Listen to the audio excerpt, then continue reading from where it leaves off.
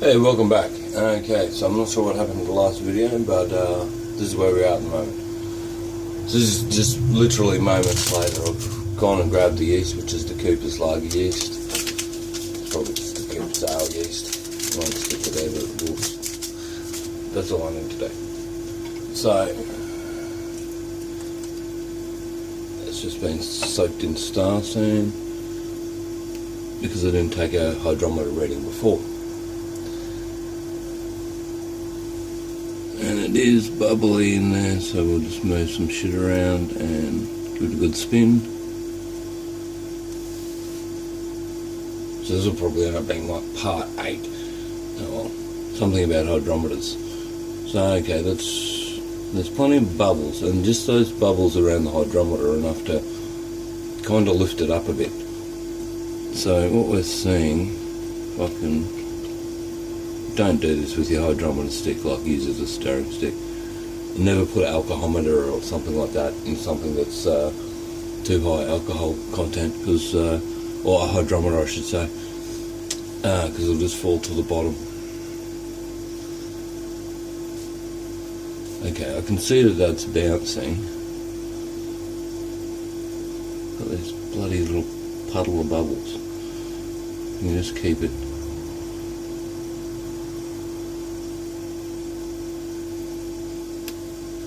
They're calibrated to 20 degrees, so putting it in at 36 really serves no useful purpose as far as taking a reading. Okay, so it's a tad bit under 440, it's probably 442.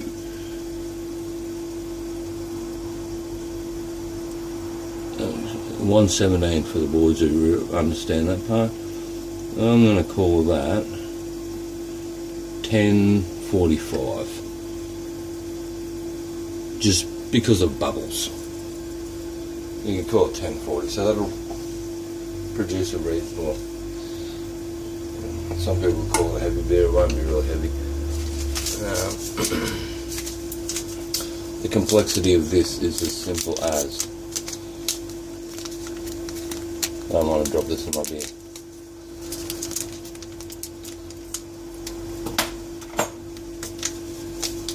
Take your yeast.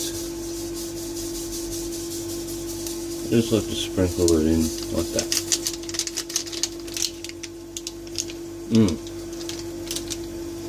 Also, you should give it a smell first so that you don't put off yeast in there, but luckily, no, that smells like fresh bread.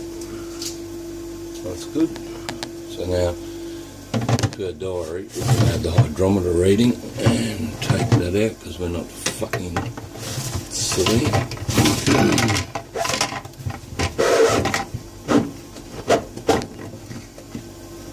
You can hear the compressors running because the door's been open for a little bit.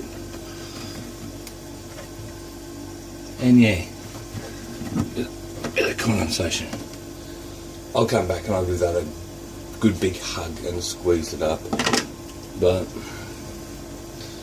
it can be like every other homebrew video channel. Star Sand everywhere. Look, you touched it.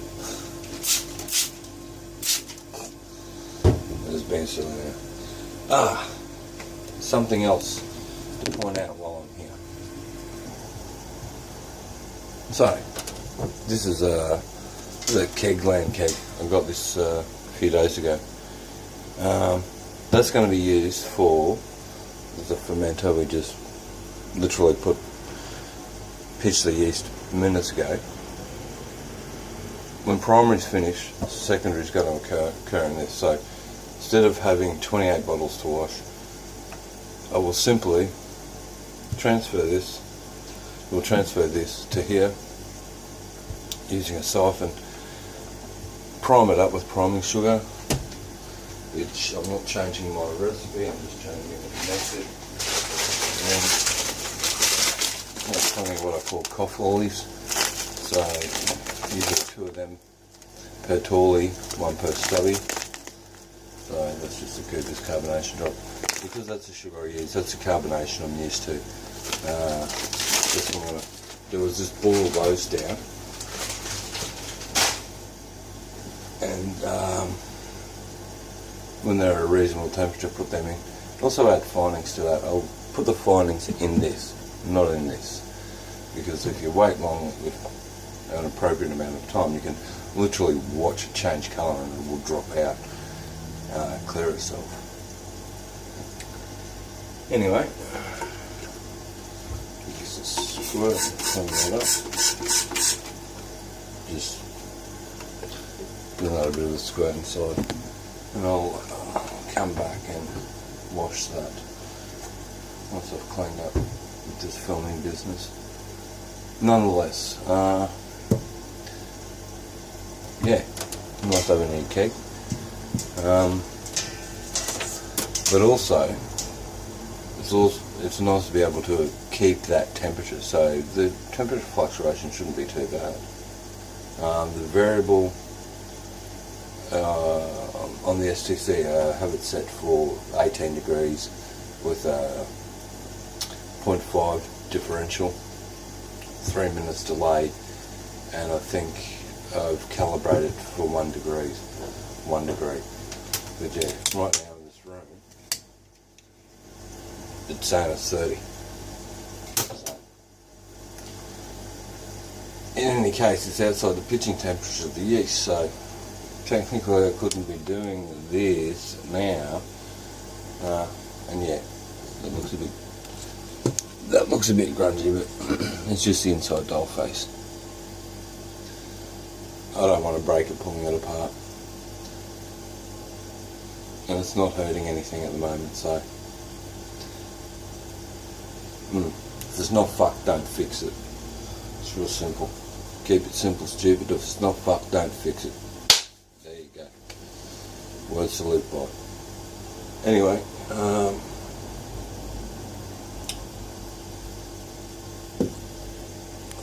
I think I'll just show you one more thing and then I'll get the fuck out of here.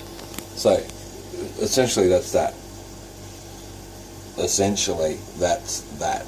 Done for the time being. I can walk away, just come back and check that gravity again. The gravity reading's 1.0. I can put it in here and gas it up, well, prime it up, and I'll give it 5 to 10 days.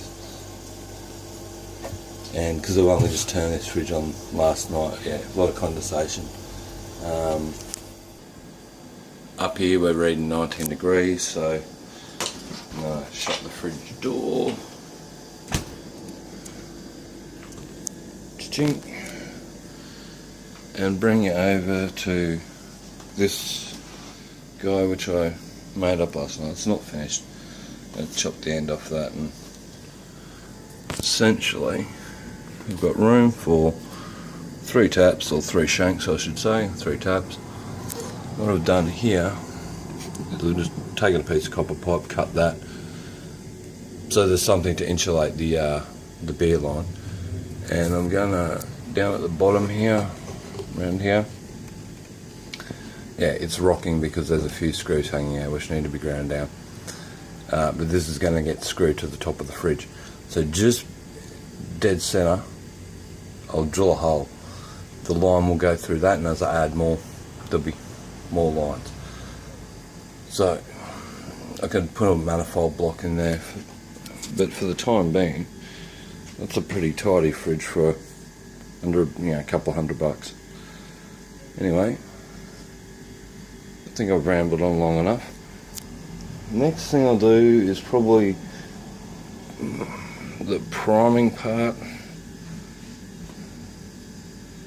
Yeah, just a quick vid on the priming, so if you're following along, come back for that, see what the SG is, and then we'll see what comes out of this tap here. Alright, totally random. Thanks for watching. Cheers.